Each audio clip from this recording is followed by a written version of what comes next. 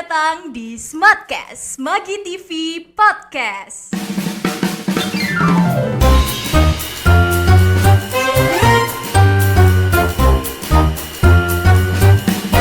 Selamat pagi Sobat Visma, jumpa lagi di serial Smartcast, Magi TV Podcast.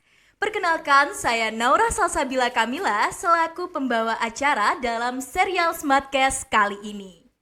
Nah, tema Smartcast kita kali ini mengusung lukisan pendidikan. Kalian pasti sudah tak asing lagi dengan kata pendidikan. Seperti yang kita tahu, pendidikan memegang peran yang sangat besar bagi masa depan setiap individu. Tanpa pendidikan, seseorang tidak akan dapat mencapai kesejahteraan dan kebebasan dalam hidup mereka. Nah, Visma, tak bisa dibayangkan apabila kita hidup tanpa pendidikan. Terlebih lagi sebagai generasi muda yang memegang peran besar dalam kemajuan sebuah bangsa. Nah, serial Smartcast kita kali ini merupakan salah satu segmen yang spesial bagi kita. Wah, kira-kira kenapa ya, Visma? Langsung saja, mari kita sambut tamu spesial kita hari ini, yaitu Kepala Bidang Pembinaan SMA Dinas Pendidikan Provinsi Jawa Timur, Ibu Suhartati, SPD MPSI. Selamat siang Ibu, gimana kabarnya? Selamat siang, Alhamdulillah sehat selalu. Alhamdulillah sehat. Gimana nih Bu, setelah melalui perjalanan yang sangat amat panjang hingga memilih Kota Banyuwangi sebagai salah satu daerah yang dikunjungi? Setelah saya keliling dari beberapa sekolah, memang Alhamdulillah mulai sekolah-sekolah yang ada di Jawa Timur khususnya SMA itu sudah mulai berbenah dalam hal kebersihan, keindahan, tatanan maupun berbenah dalam menggapai prestasi baik itu tingkat provinsi, nasional maupun internasional. Wah, betul banget Ibu. Ibu, karena kita mau ngobrol nih Bu, ini sudah disediakan minum jadi bisa sambil minum. Kemudian Ibu, gimana nih kesan Ibu saat berkunjung di Kota Banyuwangi dan terutama gimana kesan Ibu saat berkunjung ke sekolah kami SMA Negeri 1 Kiri? Terima kasih. Jadi saya masuk ke Kota Banyuwangi tadi itu ada di SMA Wongsorjo. Setelah itu saya masuk ke SMA Giri. Di SMA Giri ya kesan saya ya cukup bagus lah. Artinya pendidikan di sini tadi kepala sekolah, gurunya sudah memberikan informasi terhadap prestasi-prestasi yang sudah diraih. Hanya saya ingin SMA Giri ini tidak cukup dengan prestasi yang sudah dicapai. Betul. Tetapi bagaimana meningkatkan prestasi-prestasi yang sudah diraih bertambah. Itu yang kami inginkan. Betul banget Ibu. Kemudian kan Ibu berkunjung ke sekolah kami itu untuk gerakan sekolah bermural dan berkarakter. Jadi saya sendiri sebagai seorang siswa itu melihat sekolah lain juga sudah mulai melaksanakan mural di dinding-dindingnya. Dan apakah ada makna tersendiri dalam diadakannya gerakan sekolah bermural dan berkarakter terutama untuk di Provinsi Jawa Timur ini, Bu? Jadi gerakan sebetulnya itu gerakan SMA bermural dan berkarakter. Tetapi karena masing-masing cabang itu mengembangkan dirinya ke SMK SLB, akhirnya cabang-cabang mengatakan itu gerakan sekolah bermural dan berkarakter. Tidak apa-apa, kami bangga gitu, apapun namanya. Kalau itu berkembang ke sekolah yang lain, artinya ada makna, ada gerakan yang sangat luar biasa dari masing-masing cabang. Kenapa ada program GSBB? Jadi kami melihat, menganalisa adanya karakter yang sudah mulai ada penurunan.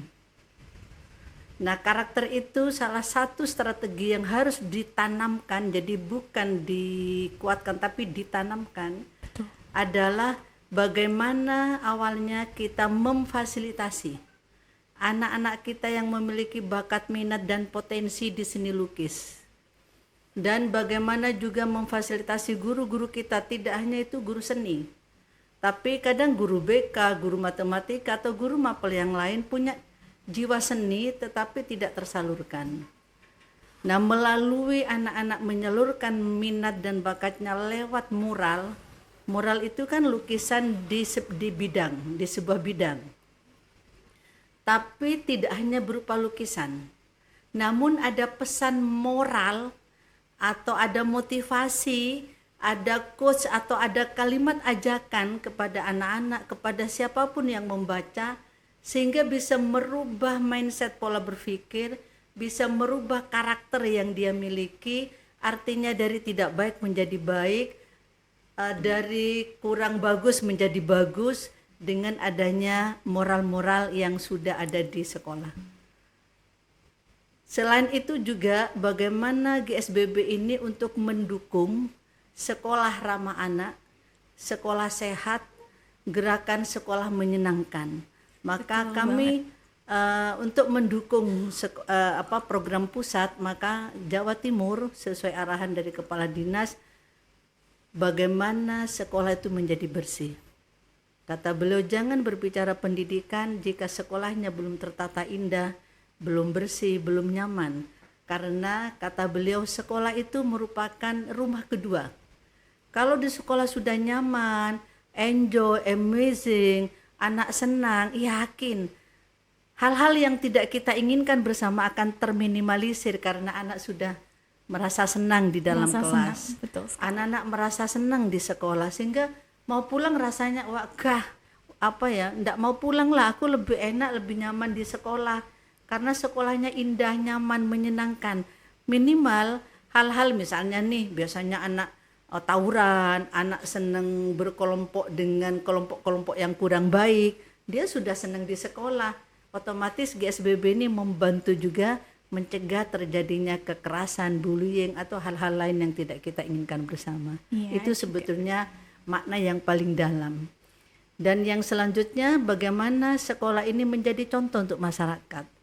Kalau sekolahnya bagus, indah, bersih, dari depan sampai ke belakang, sak kamar mandinya, sak semuanya bersih, sak di kelas, pasti masyarakat, SMA Giri keren. SMA Giri luar biasa. Sehingga masyarakat sekitar juga bisa akan mencontoh.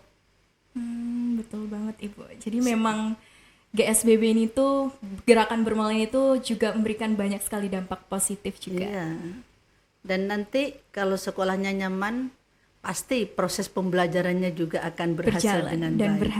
Berjalan dengan baik karena anak senang sudah di kelas, tidak ada debu, ya kursi sudah tertata baik, tidak ada sawang-sawang misalnya, nyaman lah pokoknya di kelas.